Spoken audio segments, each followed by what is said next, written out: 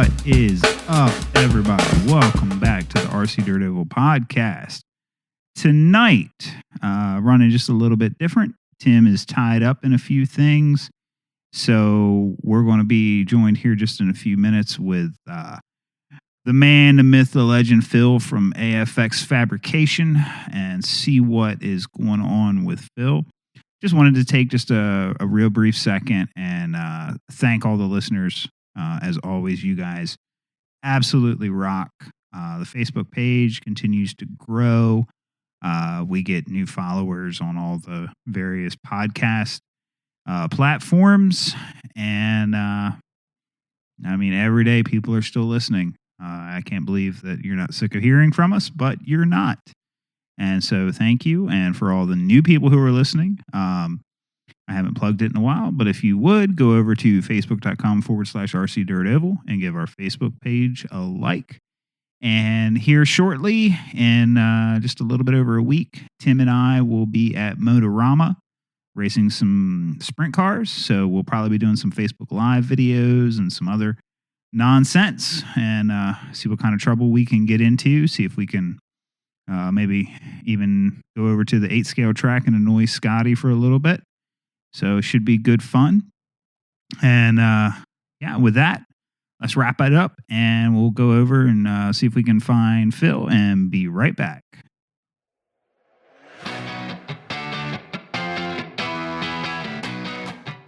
Highside Hobbies and Raceway in Evansville, Indiana is proud to present Indiana's Midwest Pro Mod and Sprint Car Nationals on Saturday, March 16th, with practice on Friday the 15th, starting at 5 p.m.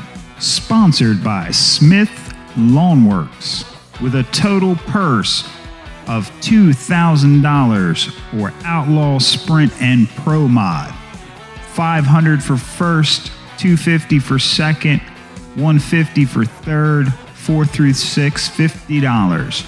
Also offering wingless sprint, stock slash, 1/10 scale late model, mod core, and street stock. Doors open at 10 a.m. Racing starts promptly at 2 p.m. For more information, look up Highside Hobbies and Raceway on Facebook. Do not miss this chance for some big money and some good fun at Highside Hobbies and Raceway in Evansville, Indiana.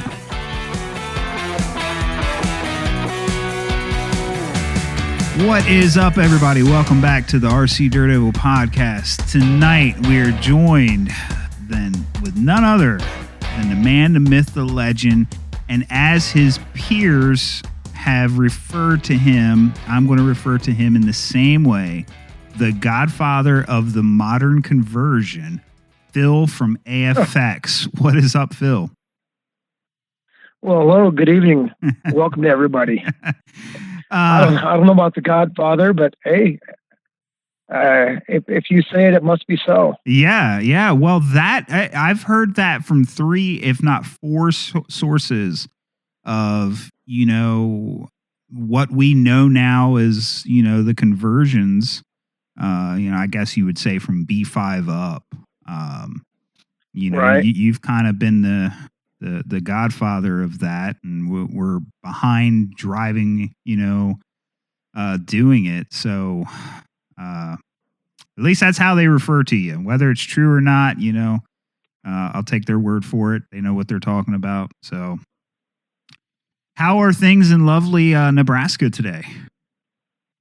Well, we made double digits. It got up to 11 today. So that's not as exciting as it sounds, but oh my gosh! So now, is that about normal for you, or is that below normal?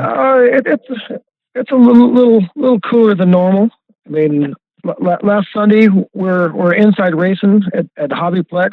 Yeah, great facility. Inside racing there, and it was 55 degrees, I think, outside. Oh wow! And this morning started off at 5. Woo. So I kind of work the average. If we figure the average, well, then we're not doing too bad. Right.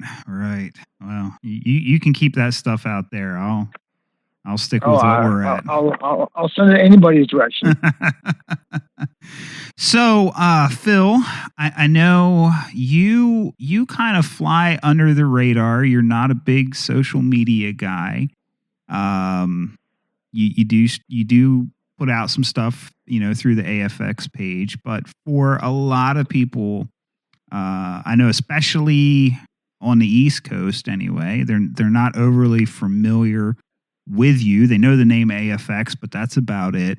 So if you would kind of take us how you got into this crazy thing called RC and kind of bring us up to where you're at now. Well, sure. I guess to go all the way back, had to be early teens. I would go to Radio Shack, buy their fanciest car that they had, and basically gut it. Okay. Buy like some kind of cool model. I know one of the ones that did a lot. I want to say, I'm not sure actually the manufacturer, but it was called the Street Charger. It's an older Dodge Charger. So it was a pretty cool car, and I take all the Radio Shack guts and modify it, and just kind of do whatever I had to do to make that that cool looking model car into a remote control car. Right. And so we just did that for a while. Did the Chargers. Helped a friend. We made a little Jeep. Did the same thing, basically, taking the wheels and tires off the models, and put them on the Radio Shack stuff, and just kind of making things work out. Oh wow! And then the next thing to me is making. They're a big model company originally. Okay. And they started making their cars that could be made radio control. They had their Holiday Buggy was their big car. Okay. That was the kind of one that kind of started things off. Associate comes along. Associate actually had been around for a while. Right. They did 8-scale cars. Well, they started making this buggy. They came out with an RC10. Mm-hmm. And at that time, and I didn't have the money for that, so to me, I had the Grasshopper and the Hornet and the Frog. Right. Well, I had enough money to get a Grasshopper, so I got one of those, and just kind of started playing around with whatever I could do with that. Just goof around the apartment building where I lived. Right. Trying to modify it with no money and just making things here and there. So. And throughout the years, just kind of messed around with a little bit. Had a friend when I first started that I guess he had a little bit more money than I did, and he had all the new cool stuff. And when he'd get something new, I'd usually get like his hand-me-downs. Oh, nice. And so that gave me a way to to keep going with it and kind of learn some things and going to the local hobby shop. There was a guy there that he was like the mechanic. Right. And so I go there after work and just stay there till they close, just looking at parts bins and asking questions and just pestering the guy. Probably drove him crazy. But, just kind of figure, well, hey, what can I do with this part? And just trying to make something and just kind of going from scratch with a lot of things. Oh, that's awesome.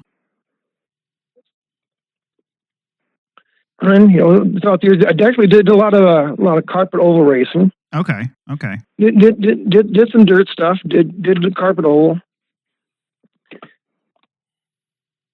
and I guess throughout the years, looking at the carpet kind of started losing some of the turnout. Right. You get less guys showing up. Dirt was starting to come back in, and the carpet track here in town wasn't getting a big turnout. Right. And they put a building over the off-road track. Okay. Mainly because the off-road guys were getting rained out. The hobby shop's not getting any people to race, and they're not getting any sales because nobody's racing using tires, fuel, whatever it may be. Right. Well, they put a roof over their track, and then part of the situation was that if they're going to do that, they're putting a dirt oval in. Oh, okay. So with it being an indoor dirt oval, we knew we'd be able to race regardless of the weather. Yeah. And so, all those guys who were introducing the pan cars that did run dirt off and on throughout the years. And right. So we just kind of all just said, well, it looks like we're all going to go dirt racing. And just kind of made that a maneuver. Okay. So, once that, from there, how did you go about starting AFX? Well, I mean, actually, I'd kind of done another little business thing where I actually made miniature skateboards similar to tech decks. Okay.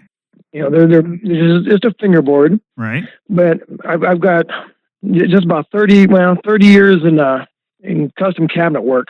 So okay, a little woodworking experience, and had somebody that wanted one of these custom fingerboard ramps made. Okay. Did that, and saw what was going on, and I'd actually skateboarded back in the day. Okay. And made a small fingerboard and some ramps back then. The guy brought up pictures and, hey, I want you to build this for my little brother. Okay. And I did that, and it went good for a couple of years. And next thing I know, I said, I made enough money that I always wanted a CNC.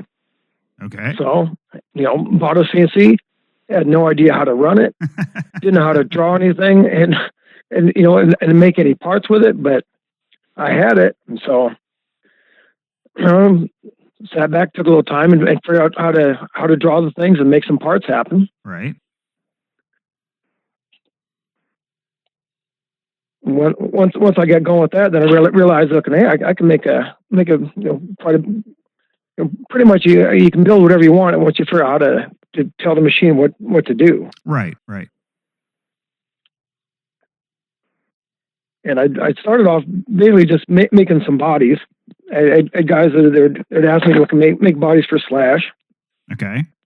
And so started off made a body for Slash, and had a couple guys that were kind of liking that, and it looked pretty good. I started making some other modified bodies. Right. And I had a guy nearby that had a B5M, and he wanted a modified body put on it. Okay. So he drops the car from my house. And I'm looking at the car and making some mounts for it, and I'm looking at all the things in the car, and they've done a bit of engineering. The last time I'd really messed with the buggies was, just dick around with the B4 and mess around with that. Right. And I'm looking at this B5, I'm like, well, this slipper thing, this all comes off, and the top shaft is the right size. I can put a slipper eliminator on it. I'm like, well, that's kind of cool. And I'm looking at all the other adjustments for all the rear suspension, the front suspension, all the stuff that Associated had done. It's like, man, this is going to make a great durable car. Right. So got the guy his car back. Went to the hobby shop, bought a buggy on a Thursday. Came home, drew up a sprint car chassis, made a chassis for it, headed out to the track, raced that Sunday. Right. And the plan was just to kind of practice with it, mess around, see what it would do. Well, throughout the practice, the guy that's running the track, he says, man, you should be racing that car instead of your other car. Right. And I'm like, well, if I do that, I'll start at the back of the main because I didn't qualify the car. Uh-huh.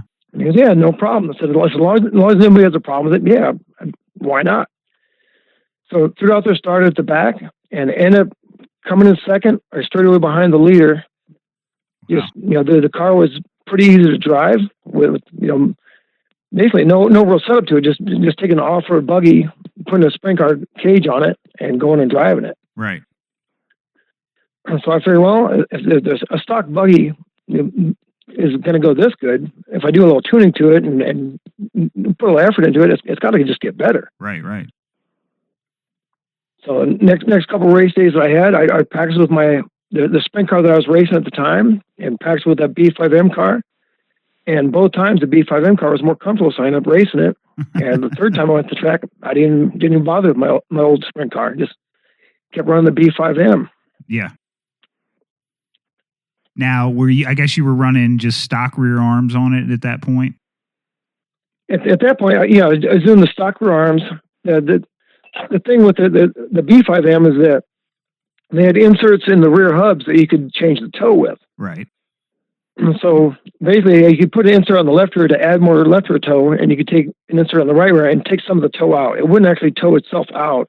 Right, right. But you could change it a little bit to make it a little bit more oval friendly. Right. Okay, so how did you go from building one for yourself? And I mean, did it just start local grassroots, other guys seeing you run it and go, man, I'd like to have one? Yeah, I guess we kind of, like anybody, you've got your local group of guys you'll hang out with, and you run together and push each other to go faster and have a good time. All right. Well, a couple of my local friends, they're checking out the car, and same thing. Thought it looked good, and definitely worth looking into and try and progress with the car. And in order to go faster, having more guys running the car, you definitely got to learn a lot more things, and make it faster a lot easier than just try to struggle along by yourself and get things going. Sure. So at that point in time, what were the most of the guys running? Was that like an Outlaw 2 era, or? Yeah, actually, the Outlaw 2, I had gone from the first Earl car I had was original Outlaw, right, with a bunch of upgrades to it, and I started running the Murph Dog Alien. Okay, yep. And that was a sprint car, fantastic car. Always had good luck with it, comfortable, fast, and easy to drive. Mm-hmm. But the B5M just felt better to me. Mm-hmm. So, at what point in time did you take it from, okay, this is something that works good for me, my local guys are liking it, like, I want to try to start spreading it out a little bit.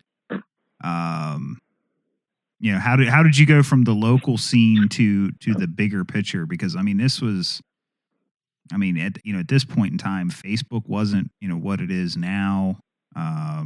Right. So how was it forum based, or was it just, all word of mouth and traveling? Oh, well, part of it was word of mouth, and part of it, I'll have to give a shout out to a couple guys, Jay Landell and Scott Johnson. Mm-hmm. I'd race the pan cars with Scott Johnson a lot, and great competitor, very knowledgeable on setup, and just a good guy to have, to drive with and race against. Right. And basically, he and Jay kind of took interest in the car, mm-hmm. and basically they said, "Well, hey, let's go do some travel with this, because they're doing more racing than I was doing, and run with a little bit faster crowd a lot of the time." So right, they wanted to look in and see what they could do with it. So basically, the car that I had, Jay looked at it and said, well, he wanted to change a couple things on it. He made a couple changes, and we just kind of bounced ideas back and forth. And the car that I ended up basically producing was Jay's car that we called the Insurgent. Mm-hmm. Jay had the Insurgent name, and he'd call me that at one of the races that, he's counting on a local Insurgent to pull off the win. Right. And so he'd said the name, and I said, man, I really like that name. Can I use that? And he said, okay. Yeah. So, and from there, just, kept working on the car. We got more guys driving the cars, started producing them, selling the conversion kits. Same thing. Word of mouth was getting out. Guys are going out and running and seeing this car. There was, the biggest thing with excuse me, when guys see the car run and it's really comfortable and easy to drive, you're going to be faster. Oh yeah. So when you got a guy with we're still going to call him a conversion car, because it's basically, it starts off as a buggy. Right. But when you go out and you drive it and it's comfortable, you can drive in the corner and know what the car's going to do, and you're just faster with a comfortable car. Oh yeah, absolutely. And that is, that is the, I guess that's the signature of the conversion cars. They're I use the word forgiving. They're way more forgiving, right, than a purpose built car. And so and I know, at least in the Northeast, the conversion has been, really responsible for a lot of the sprint car growth and that we've seen out here. So at least for that, Phil, thank you. I appreciate you.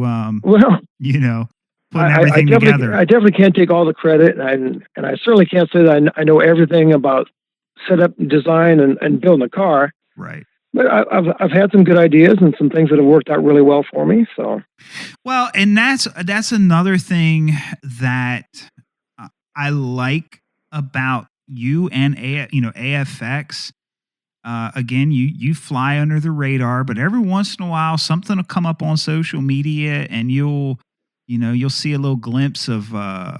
I guess recently it was the no down tube cage, and then you had the your take on the flip up cage, and you kind of keep your head down and are just always innovating, and I really respect that, and I think from a lot of the comments I saw in the post we put up today, I think a lot of people in the Dirt Oval community feel the same way. So hats off to you. well, thank you. I mean, like I said, I've done a lot of traveling and racing, mainly doing pan car stuff, and some of the Dirt Oval. I used to do a little bit more of the foam tire racing, which I just been too busy and haven't been able to get a lot of traveling in and doing that right in the last couple of years. But right. yeah, I mean, number one thing is go out and have fun.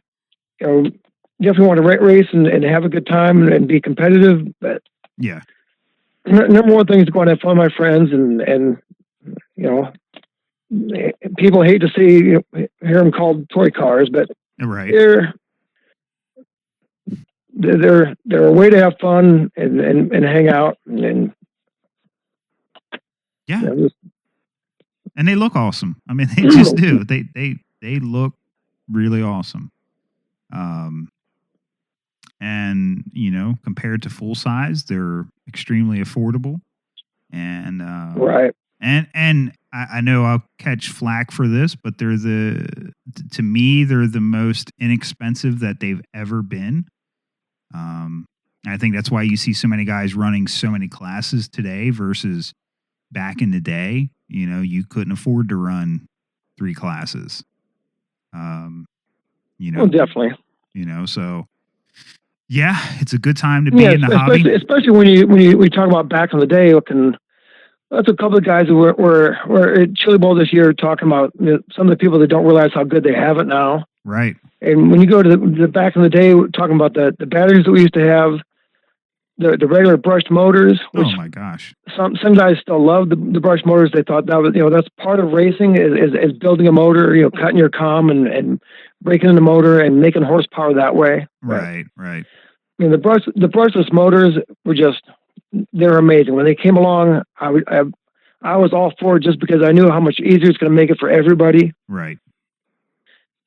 And at first, you just bought a motor and you threw it in your car and you went and ran it. And all those guys that have been around for a while knew that it's going to be a matter of time before you have to have a good motor, and you have to be able to maybe not necessarily dyno them like we did back in the day, but you're going to have a motor that's definitely got some pull to it. You can't just put in and hope for the best. You're going to have to know what you're doing as far as horsepower. Oh, for sure. And a little bit on the same lines with the batteries. The LiPo batteries have made things a lot easier compared to back in the day having to discharge batteries, rematching cells, and taking a lot of the effort out of it, giving everybody a good shot at a good horsepower and be able to go fast without having to put a lot of effort into it. Absolutely. To get on a track today, it's more accessible than it ever has been. I know my racing in the late 80s, I know it was customary that we would take, 1 pack for each round that we would run that day. Yep. And, I think about now, there's guys at the Chili Bowl that'll run 5 classes. You couldn't do that today. I mean, you could not, right. You just couldn't, let alone the cost of it all. But the amount of work and time that went into it, you just couldn't. So yeah, we have it so good. So, what is AFX into right now? I think from everything I've seen, your new car is called the VTB. Is that correct? Correct. Yes. All right. And so, what is VTB? Well, basically, it's an idea I had back when I was running the Murph Dog car. one of the things that I used to do when we ran pan cars was run some caster split. You know, run a little less caster on the left front. I liked the way the car would feel driving in the corners. Right. And back then we used just the aluminum uprights and to try and make something to have the different caster and attach to the shock tower and everything just wasn't going to happen. You know, I didn't have the equipment at the time or, you know, the ability to do something like that. And, you know, the car was good the way it was. It just an idea that I wanted to kind of pursue, but just kind of set it aside. Right. You know, started doing the B5M cars. Those are going good. You know, the cars are plenty quick. They have the inserts in the hubs, so you can change your front caster a little bit. Right.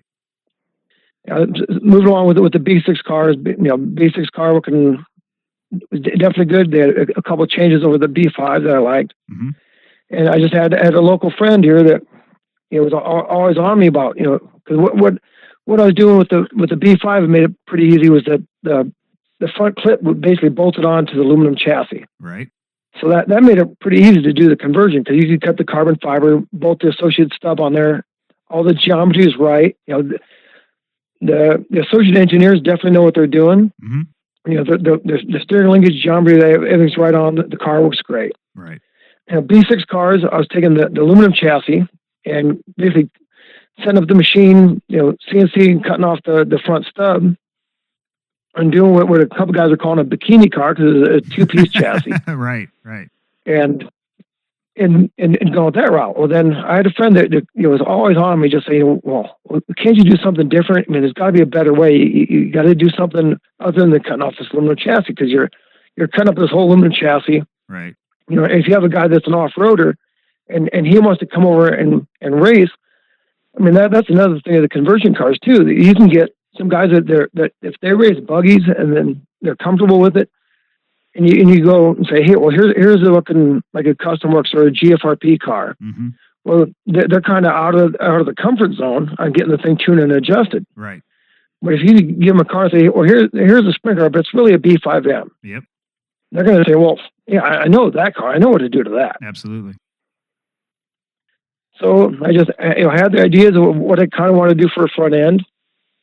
And, you know, my friend was always asking about it when we're going back and forth. He's throwing ideas at me. Well, how about if you did this? You know, you bolt the front end, you know, basically making like a wedge spacer, you know, to bolt a B6 pickup on there. Right. I'm like, no, I don't want to do that. Looking, you're trying to do a bunch of machining of angles and trying to make things connect together. And, you know, I tell him, so, well, this idea, I want this like bulkhead with like different caster blocks. And then the caster blocks can move up and down, so you can change your roll center. You change your caster block out if you want different caster, then you can run different caster split left to right. You can run different pin height left to right. Okay. You know, it can really give you basically a lot of options and ways to kind of really dial the car into the way you want it to feel on the track. Right.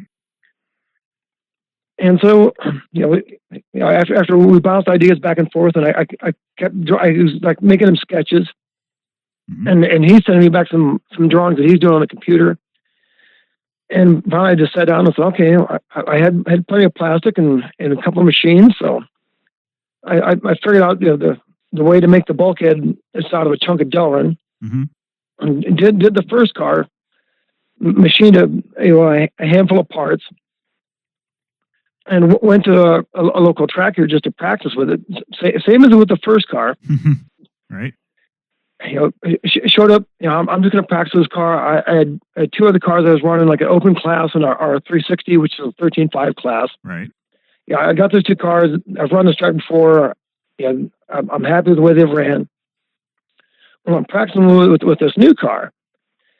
And, you know, the first one's pretty good. The second one's definitely better. Right. And one of my friends is standing there, and he's like, man, I can't wait to get that front end of my car. And I was thinking, man, it's only the second run. I didn't see anything being that impressive with it, but I definitely felt, you know, the car was turned in better, and I liked the way it drove. Right. Well, a couple more practice runs, and I just got done with our time trials, and I time trialed my 13.5 car, and I took the VTB looking prototype out there and ran it, and it felt way better. So I'm like, well, it's time to pull the motor out and swap motors in, and I'm going to race this car today. Right. And end up running it, and same kind of deal. And didn't have quite the best luck or cleanest feature, but I ended up running with the second place in the first time out with it. Oh, wow. And just kind of went from there. Well, I know. Took what I'm looking. Oh, go ahead. No. I was just going to say, I know everyone that I've talked to that's ran the VTB has been really happy with it. So the VTB is primarily about the front end, but you're also on the same car. You're doing what I consider to be these trick brass inserts, right? Same car? Yes. Okay. Same chassis. Right. And that's from talking to guys that were, we're getting the cars now to where, I mean, there's always been a science to them, Mm-hmm. but there's, it's getting the car around the track as fast as you can, and having the weight where you want it. I mean, a lot of the times I'm always looking at the car like a full size sprint car. It's if you don't need it, it's not going on the car. I want the car as light as possible. Right. But if you got the weight in the right place and those numbers come up, and like you know that if I have this weight, my left side weight is good, the weight up front is good. If these numbers are right, the car is going to be right. Yep. And so in order to do that, guys are adding weight to it. And I looked at, well, what's the easy way to get weight over I want? Same kind of thing. Grab some material, got some brass, and did some machining. Mm-hmm. Set the brass where I can machine it, where it drops down into the cutoff of the chassis, so that the battery is as low as it can be and as far left as it can be. Right. And adds some balance to the car that way. And the original bulkhead that I did, I just mainly put some holes in it for light. Mm-hmm. It takes some of the weight out of it, and so it wasn't just a big chunk of plastic. Right. The first bulkhead I machined, it was just a solid chunk of Delrin. I know it was kind of heavy. Right. But and designing getting a bulkhead that's 3D printed, mm-hmm. and I had some holes in there for to take the weight out. And after I thought about it a little bit, it's like, well, if we're trying to add weight to the car, like if you have the B6 or B5M, Associated and a couple other companies make a nice brass front bulkhead, you can add some front weight to your car. Right. Well, I've got a plastic bulkhead, so I can't really look and do that because machining brass would take forever and be kind of cost prohibitive. Yeah. But I've got these holes in it. And I'm looking at my old parts bin from my pan car days, and I'm like, well, I got these little round tungsten weights for Pinewood Derby. I bet those would fit right up in that bulkhead. Right. So go back to the drawing board, edit up the bulkhead a little bit, make those holes just a touch bigger. Now I've got a spot where I can drop some tungsten into that front bulkhead and add some more front weight for get a little better balance to it, get the car to turn in when you need to. Like if you run it indoors like we do here, mm-hmm. High bite, lots of traction. You're getting the front end pretty light when you're on the throttle. You need the car to get down the corner and turn. So right. A little front weight's not a bad thing. Right. I dig it. All right, so just for anybody who's not listening, before we move on, AFX, you are making all kinds of things. You make SE mod conversions, sprint conversions. I know you do SE mod bodies. Are you doing like 10 scale late model Midwest mod chassis? Yes. Okay. I mean, the Midwest mod, I don't have 100% right now. Right. The VTB version of the late model, I guess definitely give another shout out to Jared Nidifer. Mm-hmm. I got him a late model. He got it put together. Didn't get a chance to race it any just because it was kind of over the winter. Mm-hmm. Showed up his first ever Chili Bowl, bumped out of the B up to a fourth place with a hard charge in the late model A main. Oh wow! Definitely got it done. Real happy with the car. I mean, he was super happy. Look, I mean, I was definitely happy for the first time out with the car. Heck yeah! I mean, he made a great showing. I'd actually gotten my late model put together and ran it a couple weeks prior at a local track out in Central Nebraska. Mm-hmm. And same kind of thing. Like I just brought it along just to kind of give it a shakedown run because I had no track experience with it. Right. I set it down, and right off the bat, the car was really good. Kind of kicking myself up for not signing up for Chili Bowl. And right. I mean, there's enough time and enough entries. I could have added it in, but yeah. Just kind of wanted to hang out and run my cars. I had the SE mod, the SE mod with that front end on it. I'd ran it once before, so the Chili Bowl was the second time I ran it, and didn't quite have the transmission put together where I needed to hold up for a 4-pole. So okay, didn't have a real great showing with that, but it's got some promise, and I'll keep working on the SE mod and getting it better. So. No doubt. And let's see, you make rear adjustable arms for all kinds of things. And what else are you making that I'm missing? Is there anything else? I mean, you make a little bit of everything. I kind of do. That's one of the things I have about the kind of a little bit of a joke about it. In my free time. That's what I'm going to do. But I keep thinking of things, and I mean, obviously every idea I have is going to be awesome, and everybody's not going to like everything I do. But right. I've had enough good ideas that some of the things have worked out, and just keep trying things. I mean, yeah, I'm pretty sure I'm never going to know everything I need to know, but I'm always up to learn, go race and try things and figure things out. And if I've got an idea that I think will work, I'll try it. And right. If it doesn't work, then it can go back on the shelf, and I can think up something new and try next time. So. Yeah. All right, we're going to shift gears here a little bit. The 2019 Chili Bowl is still kind of fresh in everybody's mind. So, from a manufacturer's perspective, you were there and set up as a vendor. How was the Chili Bowl for you this year? Well, I've been there for the last 4 years, and I've had fun every year.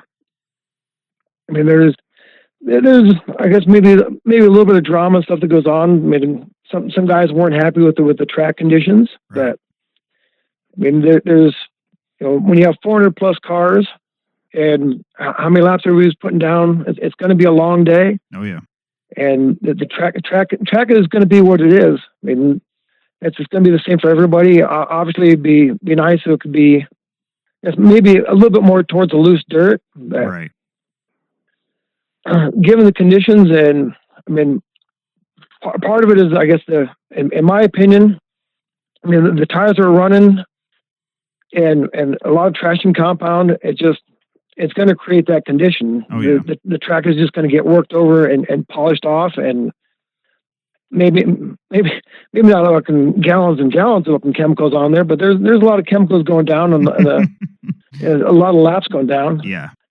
I know my friends looked the first day on how many laps we ran that day, and I don't remember the number, but I know it was a bunch. Oh yeah, I was looking at that every day, and I mean it was an insane amount of laps, and with that much tire dope and the rubber and everything else bonding in with that dirt, you're not going to avoid it. How did you like getting out of there earlier this year? That was definitely a plus. I mean, last year I wasn't able to go over to the Chili Bowl at all. Right. And this year, I mean, there's definitely more nights that I could have.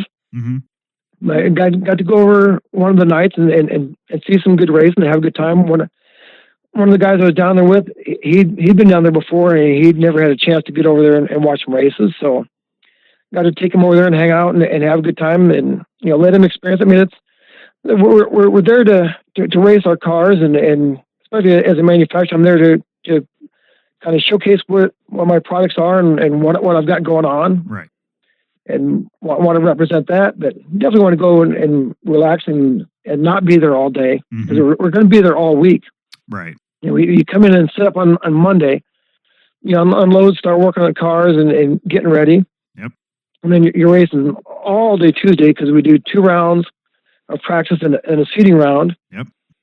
and come back Wednesday, Thursday, Friday, doing the qualifier, and some of the mains are again on Friday, right, and Saturday with even more mains. So you've got a pretty much a solid week of racing plus. Oh yeah. So it's nice to actually be out of there, go have something to eat, go relax, go just go and be away from the track for a little bit. Yeah. I know from last year, and last year wasn't extreme compared to some of the years, from what I understand. Yeah, I'm all in favor of being out of there at a decent time and having a chance to reset. I sure love RC Dirt Oval. I wouldn't drive 20 hours to Tulsa if I didn't. Right. But 5-6 days, 12-hour days, that's a bit much. So yeah, get me out of there by 6:30. I'm happy. Life's good. And my take, give us a tire that'll hold up to a abrasive sealed over track and let it go. And it is what it is. Right, and that's there's some of the guys there that weren't too happy, and yeah. The thing is, all of our cars have plenty of adjustments to them. They're shock towers, camber links, and that's what I told my friends there. I held my left hand, said this one here pulls the trigger, and my other hand here turns the steering wheel.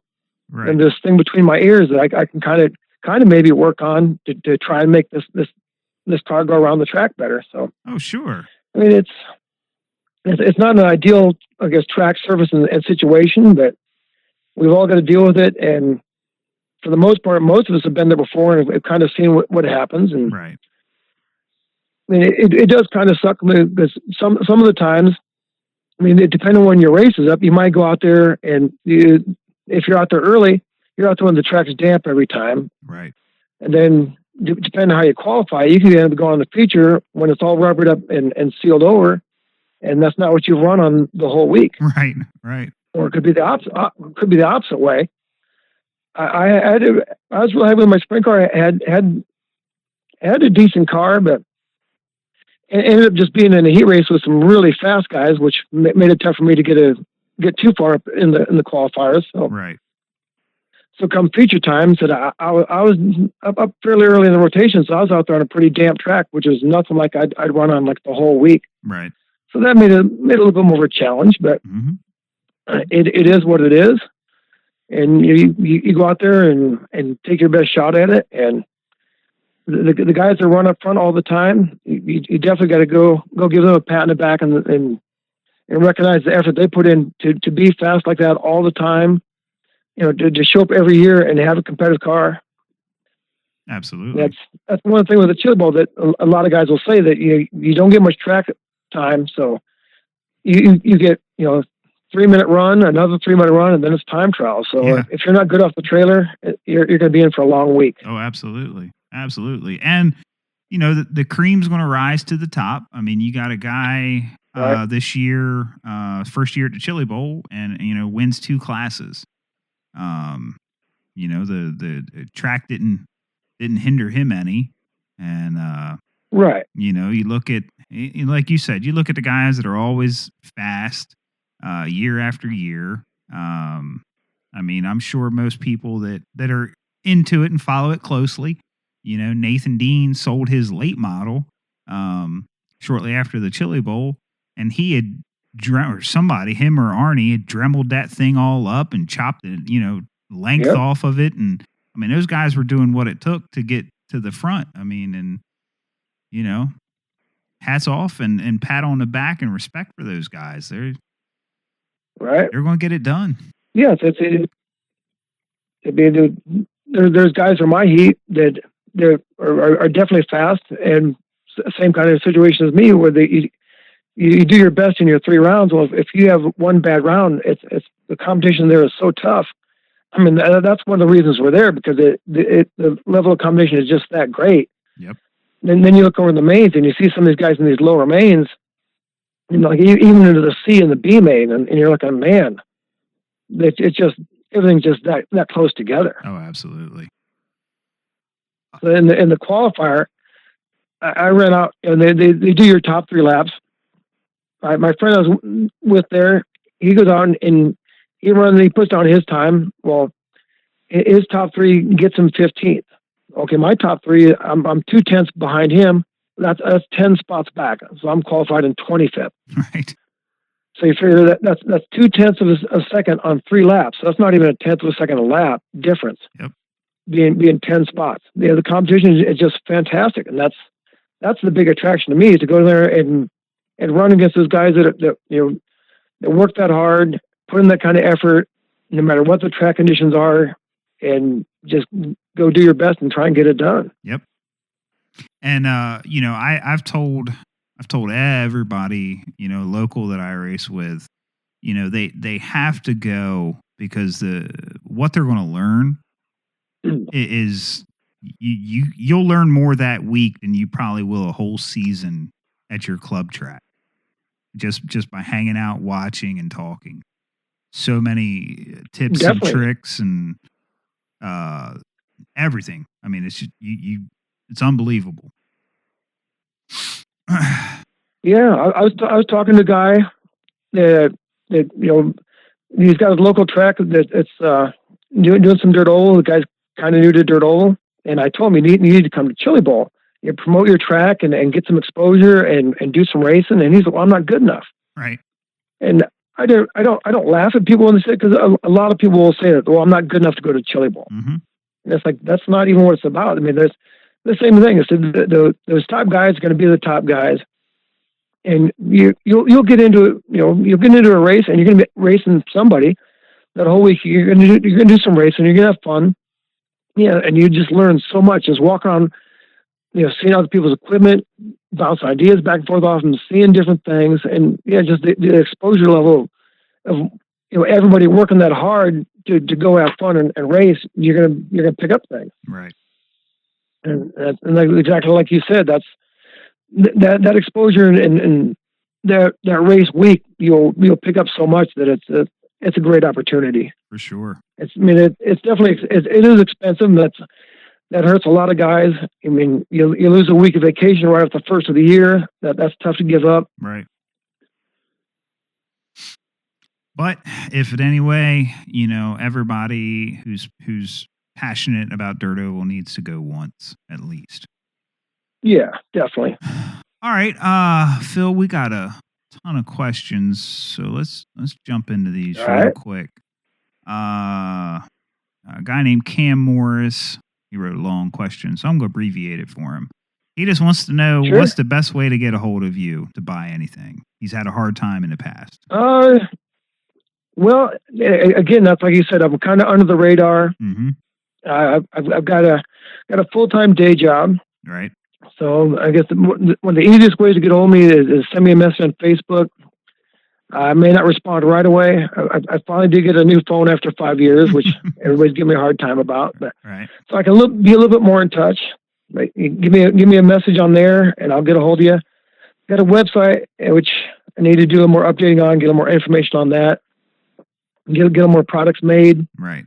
So I can have more stuff, stocked up on the website. Mm-hmm. But yeah, AFX kind of be a little bit less of the invisible man. But. Yeah, it's tough. It's tough. So just search up AFX Fab on Facebook and shoot a message out there. And remember, genius takes a while, right? So you yeah, and I'm a ways off of genius, so that'll take me a little bit longer. All right. Brian wants to know, how do you maintain such a styling beard? Well, actually, it's gotten a little short over the years. I guess my body's put a little more effort into keep me upright. But. Justin Draymire, Phil's a great guy. I'm glad he's getting some attention on your podcast. Well, that's pretty good coming from Justin. Yep, known Justin for I'm not even sure exactly how many years, but definitely a good guy, fun guy to hang out with, great guy on the track. Yep. I mean, All right. Randy Lathrop wants to know, how did the Chili Bowl go for AFX? Did the team learn anything? And if so, what? Well, being as Randy and his wife Jennifer both there running some AFX cars, I'd say he's definitely part of the team that was doing some learning. Right. And yeah, basically, I've talked to him afterwards, bounced a couple ideas back and forth, and we got a couple few things we're going to try. Okay. Basically, one of the things I want to add to the car, which was in the mindset from the start, was actually to have a sway bar on the front end of it, which didn't get done before the Chili Bowl. With the conditions that are there, might have been something that might have been helpful, right, but just didn't have it done. Right. Working on that now and getting some of those on the cars and testing those out. Okay. And like I said, got the late model there, and working on getting the Midwest mod set up for was basically be the same chassis as the late model with extra mounts and bumpers set up to run a Midwest mod. Right. Okay. Corey Burgett, what are some key features about an AFX chassis? We pretty much talked about that. It's a good one. What are your thoughts on the J Concept Spring Nationals or Sprint Nationals being held at your home track? Well, it's something that I guess it was pretty much a rumor from last summer that it was talked about that Jason Rona from J Concept was thinking about doing some dirt oval stuff. Right. And normally that race weekend is a big 8-scale race there at the Plex. Okay. So it's already looking it's already like kind of a J Concepts weekend there. Okay. And so it was kind of looking, been tossed around, wasn't for sure. Saw Jason down there in Tulsa at the Chili Bowl. And they're doing some tire testing. I mean, several of the manufacturers were, so got a chance to talk to him a little bit and asked him if it was going to be a for sure deal, to kind of get it confirmed straight from him. And he said, yep. Right. Pulls up his phone, showed me the flyer, said, hey, we're ready to go with it. I'm like, all right. So our local race director, Alex Sturgeon, I said, I'm going to go hit up Alex and make sure it gets the word out. Let everybody know, and we're going to, see what we can do and have a good time. Right. Well, I can tell you this much, man. You guys are lucky to have that facility near you. That place, from what I've seen of pictures and videos, is amazing. Yeah, definitely not a bad place to have for your home track. Yeah. I'm nearby. Actually, before I started doing all this stuff, I actually worked there part-time. Oh, wow. And been there as a racer, racing carpet oval, as an employee, back as a dirt oval racer, and yeah, the great facility to have. And it's nice to have something that's that close, and an indoor track where you can run year round is definitely a plus that a lot of people don't have the opportunity to race on. Right. All right, Scooter Allison. For Phil, what goes into designing products? Functionality, aesthetics, durability, etc. Well, I always like something that's going to look good, but if it doesn't work, then looks are only going to get you so far. Right. So it can't just be a trophy girl. It's actually got to get the around the track. Yeah. Okay. So the number one thing is I said with the front end concept, it was just an idea that I wanted to try and it working out really well. As far as the cage, I wanted to do a non-down tube because I like the old style sprint cars. Yep. Maybe not the little wings and the kind of stuff that was going on with that, but the non-down tube look. Right. Kind of a vintage look. And I've admitted to pretty much everybody that they've told me I shouldn't say it, but the flip cage is kind of an accident. I mainly made that cage to leave a little room on the front side of the arms. So if I got into high bite and I wanted to have the shocks on the front side of the arms to try and get a more forward weight. I couldn't take it down with the customer's cage because I have to cut it all apart. So I made that cage with clearance on the front side of the arms. Okay. When I got to the track the first time, and I realized I had to take the cage off, I was going to have to basically dismantle, pull the tank off and pull the back off. I was like, well, if I just take the front screws out, this thing will flip up. Because with that cage being open, the only way to connect it to the chassis was go from basically where the rear or the wing mounts straight down to the shock tower. Okay. Which ended up being a good pivot point. Huh. So it's kind of the accidental flip cage that worked out really well. Yeah. Oh, that's how some of the best things come about. So I guess okay. Chad Jones, Mr. No Show, he wants to say Phil is one of the good guys in RC for sure. Products are top notch. So you got another fan with Chad Jones. No Chad for a lot of years. Raced with him. Just like I said before, working at good guy to hang out with and have a good time with. And when you get on the track, he's tough to beat. So definitely one of the good guys in dirt oval. Yep. Russ Lebo, no question. Just glad the studio is active. Keep up the great work. All right. Brian Burnett wants to know, conversion cars are getting a little pricey. Any plans on making a full production car in the future? You're getting pretty close with the new VTB front end.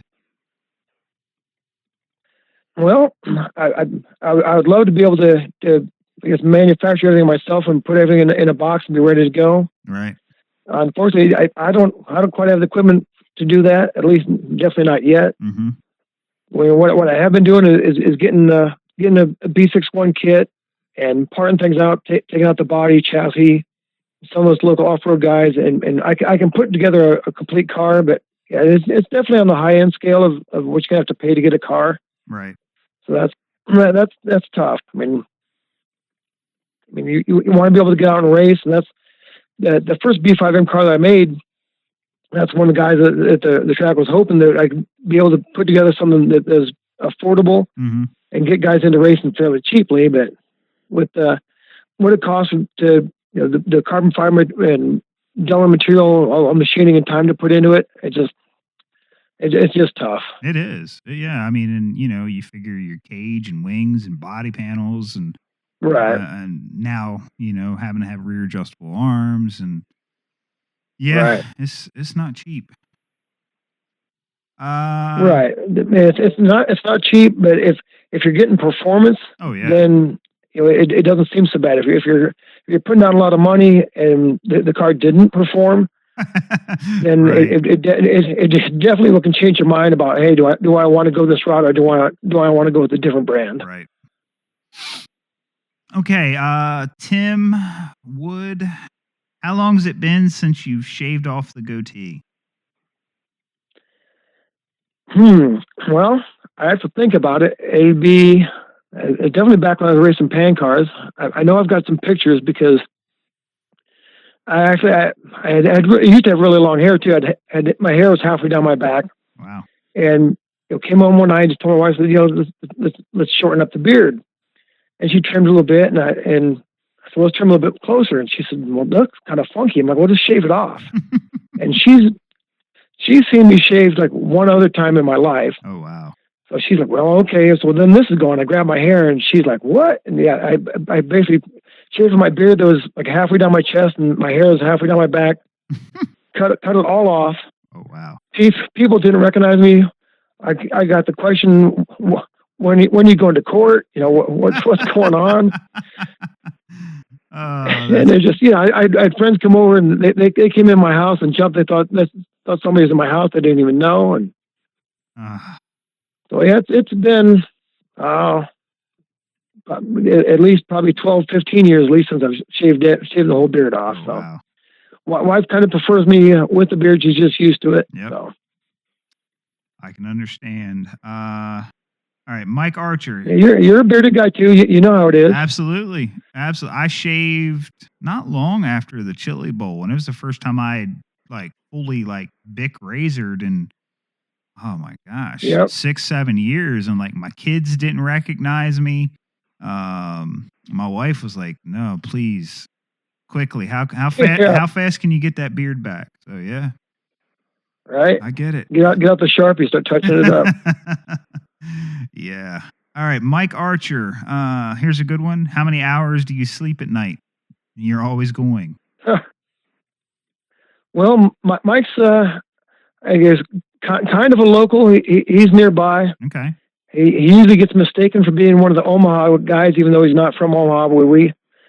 We've gone way back for a lot of years. great guy, and he probably knows about how much I sleep, which is not a lot, because I'll be messaging him early in the morning.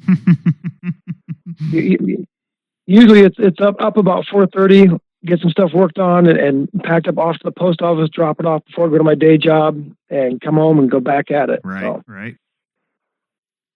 Got to stay grinding. Right. Jeff has a comment. Phil, the new logo is on stilts. Yep. Actually, I'll give another shout out to Mike Garrison.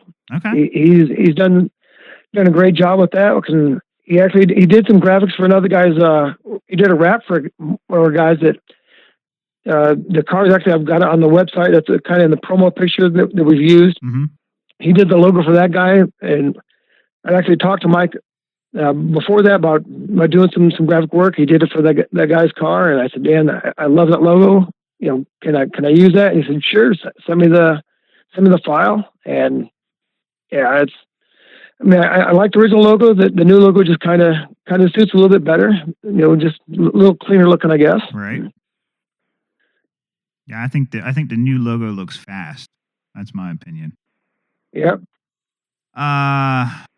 Steve Lawson, did you ever envision what you have built back in the days when we ran pan cars?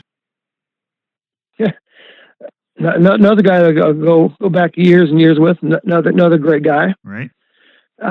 Honestly, yeah, nope, not at all. I mean, when I started it, man, I didn't think I was just gonna be doing bodies. That's why I went with the fabrication on the end of it. Right. I knew I'd be doing something, other than just doing bodies. But right. I mean, if I had to start off thinking that I was going to end up making sprint cars and going through all the things I've done, then I don't even know what I would have thought. But it's been interesting what can challenge and I guess a bit of experience with things. So right. Yeah, wild ride. Ronnie Chapman, Midwest Mod Kit. I think we've pretty much answered that. Yep. All right. Lynn wants to know what's on the horizons for new products from AFX. Well, like we said, looking the late model's been good, so I want to get some more of those out there. All right. And get some more testing and more track time with those, and get a Midwest mod put together. And see what the car will do on that.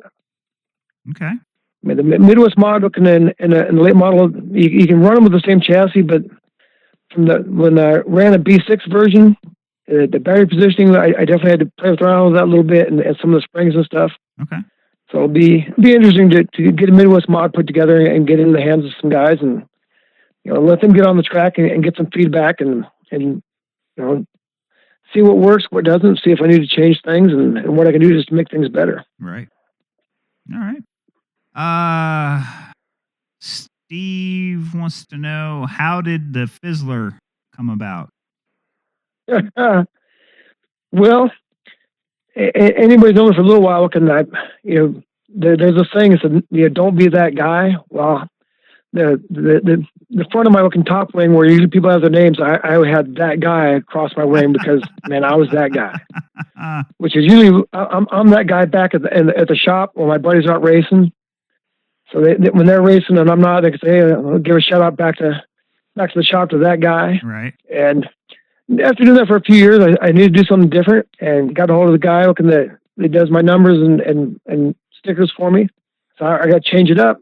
Now I want something new for my wing. And he asked what? And I said, I want to go with Fizzle with a PH on there. And he kind of laughed a little bit, said, well, I like it. And Steve, better known as Mouse, I'll give him another shout out. Another good guy. There's a lot of good guys racing, but right. He definitely wanted me, and he started calling me. He said we just call him Fizzle, and called me Fizzler. So I guess I'll kind of get stuck with that. He's the one calling me the dude. Oh, okay. All right. At least he's not calling me the dude. I guess I'll have to go with Fizzler. Okay. So. All right. Well, that's good. He says, by the way, he needs a motor plate. Just to let you know.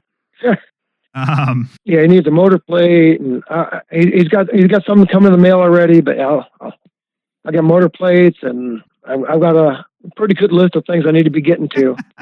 A lot of people are waiting. Right. So if anybody's out there that's waiting and is hearing me talking when I'm supposed to be working, well, I appreciate your patience, and I'll get back to work. Yeah, I twisted Phil's arm pretty bad to come on, so blame it on me. Well, all right. Come on, phone. Chet wants to know, how's my kit coming? well, parts of it are sitting here. I mean, I guess most of the parts of it are sitting here. All right. So in some shape or form, it's in progress along with everybody else. I mean, I've got a guy that's been waiting for an SE mod since before Christmas, and the sad thing is with the weather situation the way it is, looking, I'm kind of limited by temperature, how much work I can get done in my garage.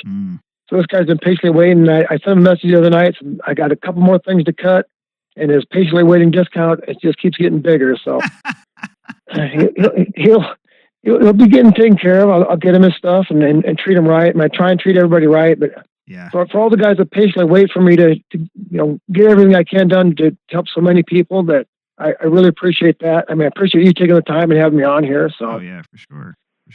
Just keep doing what I can, and hopefully everybody can wait. And if they can't wait, well, I'll understand too. So yeah. Well, I mean, it is, as you've already said, you have a day job. It's hobby / business. It's not your full-time gig for sure. You're not getting rich off of it. Yeah, that's one of the points I always had to make is that I obviously love what I'm doing because I wouldn't put so much time and effort into it. Right. I mean, definitely give big thanks to my wife that puts up with me putting so much time into it and making noise and mess and dust everywhere and just doing what I love so much and having a good time with it. So. Yeah, absolutely, man.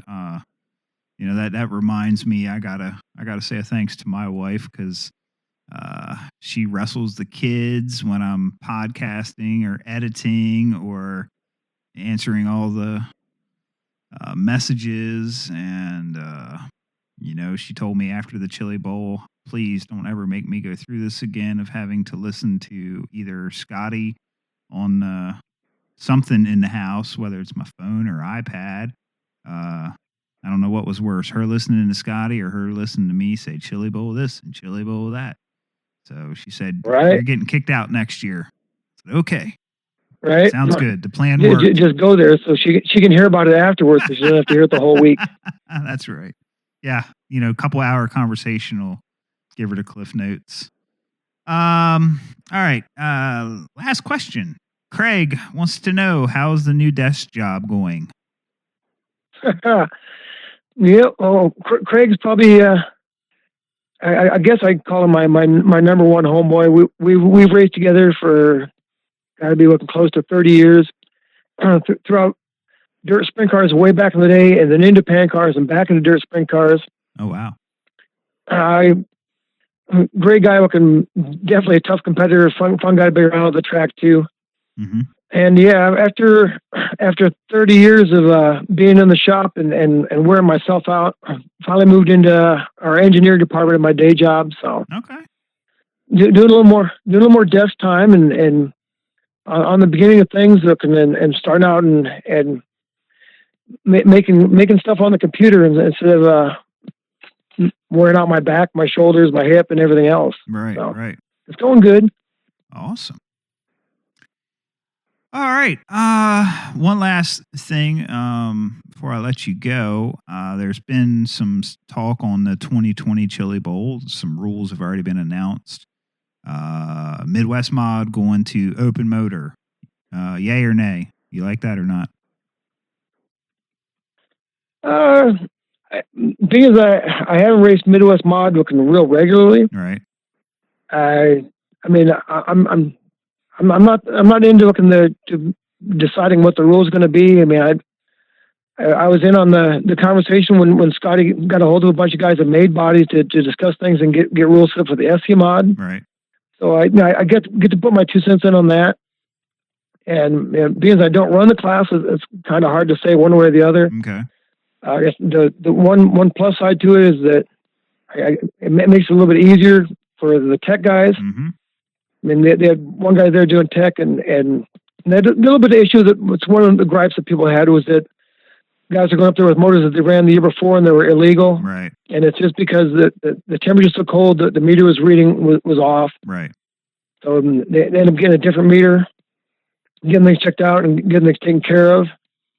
But I mean, as far as the tech issue, it's going to make things a lot easier for tech. Right. As far as the motor, I mean, it's like any other track you go to. There's a whole bunch of track, and you may not need all the motor you think you do to get around the track the fastest. That's right. So, that's right. And I guess kind of a double-edged sword. Yeah. I if it saves some headache and tech, I'm good with it. 13.5 will be, not 13. Wingless will be a handout motor next year. Thoughts on that? Well, kind of along the same lines. Looking at, I mean, the one thing that a couple of guys we've discussed about that when we saw that was announced is that, I mean, from like back in the day, when you built your own motors and cut your brush stuff, that, I mean, everybody's looking for every bit of horsepower. Sure. And there's a lot of motor builders out there where you can go and order like the special bearings and a special hand selected rotor and go through, basically everything through the motor to get every ounce of horsepower you can out of it, right. But you're also having to pay for that. Oh yeah.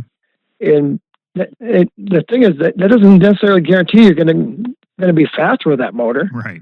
It guarantees you're going to be out that money. Right. And obviously that'll have an effect on your entry fee, because if you're getting a handout motor, yep. I mean, that money's going to go somewhere, because nothing's for free. Right. So the plus side of that is that everybody's getting the same motor, mm-hmm. and guys complain, there's a difference in motor to motor, but between the brushless motors, between the top and the average and the bottom, mm-hmm. I mean, there's not going to be that much difference. Right. And the plus side to it is that you're not going to go out there if you don't have 150 or 175 or whatever these motors are costing. Mm-hmm. If you're not spending all the top dollar to get the motor, you're going to be able to go be competitive, because you got the same shot as getting the motors as anybody else in that class. Right. Right. Yeah, I'm for it. I think knowing Scotty and what he's done with the IIRC or whatever that's called, he does in Vegas. I know he's done some handout motor stuff there. I know even one year he had Ron Shore actually go through all yep. of the handouts and make sure that they were close. No real right. no real drastic outliers. And I don't know what he's going to do for the Chili Bowl. I don't know if he'll go that far or what, but yeah, the $175 motors and all of that stuff, and the tech headache again. Yeah, I'm for it. Bring it on. Let's go 2020. Right. It's like I've been there last several years, and I'll be back next year. Number one plan is to go down there and hang out with my friends and have fun, and I'll get to race my cars in the meantime too. That's right. That when I was at the end of my week last year, last year, that was the one thing I said, man, I've had a great week. Getting to throw my toy cars down and make some laps was just a bonus on top of it all. Right. And I think if you go there with that attitude, you'll have a great time. Yeah, I said the top guys are going to be the top guys, and they put a little. I mean, they definitely put the time and effort into having the cars ready to go there and compete at that level. But then it can also cause some stress too, because if all you're worried about is just your race and everything, I mean, that's taking some of the fun out of it. Yeah, I definitely want to go compete and run as good as possible. But right. And if I got too many other things going on in my life and too many things to try and get done to let that worry and stress beat me up over everything. That's right. That's right. All right. Well, Phil, before we let you go, is there anybody you need to thank or shout outs and all that good stuff? Well, I think I threw all the most of all those out throughout the little interview here. So Okay. if I missed anybody, well, I guess you have to chase me down the track and shake me down over it. But yeah, thanks to everybody out there that's running my stuff now or is running my stuff in the past or thinking about it. If you like it, great. If not, well, I'm always trying to make things better and do what I can. Like I said, I know every idea I have isn't going to be looking amazing, Right. and everything I make, everybody isn't going to like. So I just do my best and try and keep people happy. And if I can have people, some people they're extremely happy with it, as opposed to a bunch of people that are in the middle of the road about it, then yeah, I'm keep doing what I can. That's right. Well, cool, Phil. I will let you go, buddy. I just want to say I appreciate you taking the time to come on, and hopefully some people got a little more awareness of what's going on at AFX. Right. And hopefully, I all that I know is, if nothing else, I will see you 2020 in Tulsa. Hopefully, I'll get to see you somewhere before then. Awesome. Yeah, man. So, yeah, with that, buddy, I hope you have a good night. Stay warm in Nebraska, and good luck at the J Concepts race. All right. Well, thank you. Thanks for having me on. Thanks to everybody for checking in and listening. Yeah, buddy. All right, Phil. Have a good night, man. The RC Dirt Oval podcast would like to thank the following companies for their continued support: TQ Bodies and Rats, Team GFRP, 5-7 Designs, Papa Willie's Traction Tonic, Punched RC, Pekin, MKS Servos, Proline, Power Products, Rotor Ron. All right, guys, as always, I just want to say thanks again for listening. You guys make it fun. Thanks for everybody who interacts on our Facebook page. And yeah, I hope you all have a good night. We will catch you all next time. That's a wrap.